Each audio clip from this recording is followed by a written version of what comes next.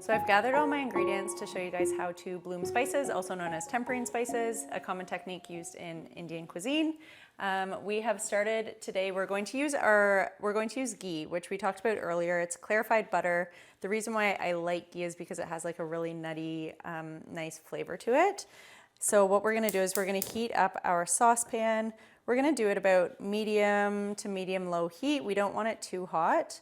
And if possible, frying your spices in a vessel like this that has a little bit of a wall is really handy, because sometimes the seeds or the spices that you're frying tend to fly everywhere. So this kind of keeps everything nice and contained. We're gonna start off by adding our ghee into our saucepan. We have a 1/4 cup here. And again, you could use different types of fat. You could even use olive oil because we're not cooking it on too high of a heat. And this is one thing to consider, is what is the flavor of the oil you're using, and is it going to go well with the dish that you're eventually finishing this oil with. So this melted really quickly, but it doesn't mean that it's hot enough yet. So we're gonna let it heat up a little bit longer, and we're actually going to test if it's hot enough by just adding one little fennel seed. And basically what you're looking for is you want the seed to kind of start to sizzle a little bit. And once that happens, you know that your fat is ready. So I have put it in and nothing's happening yet. So we're just gonna leave it for a second. And while we do that, I'm gonna tell you a little bit about what we're adding. So we do have full fennel seed here. We're also gonna be adding in full coriander seed. We have some ground cardamom, and then we have dried red chili flakes. You could get really creative here. Other common ingredients you could use would be fenugreek, cumin seed. You could even use fresh garlic, fresh ginger, whole fresh chilies, curry leaves, all kinds of things. So it really depends on what flavor you're going for.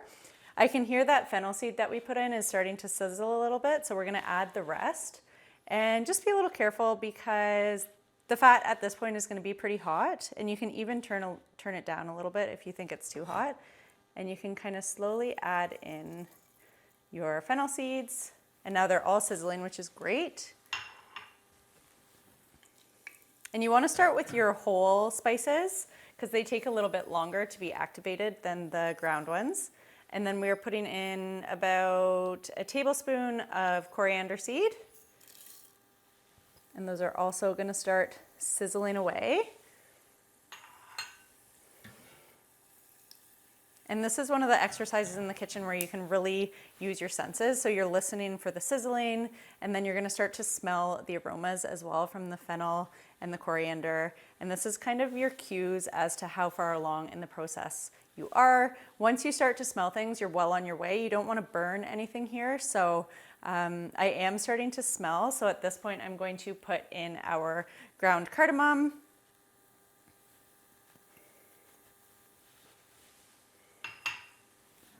And I'm gonna kind of give it a bit of a swirl, stir it around a little bit. Oh, it's smelling really good.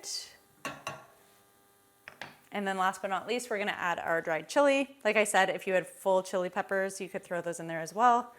I like heat, so I'm adding in about half a teaspoon. And then we're gonna let this sizzle away for maybe 10 more seconds. And this is really infusing the ghee. So all of the flavor compounds from the spices are kind of infiltrating the fat, and it's flavoring the oil. So what we're gonna do now is we're pretty much all done. And if you can see here, it's kind of changed in color, and it's almost at that point where it looks like, if I leave it in for another minute, we're probably gonna burn it. So I'm gonna take it off now. We're going to add it into a jar or a heat-proof dish.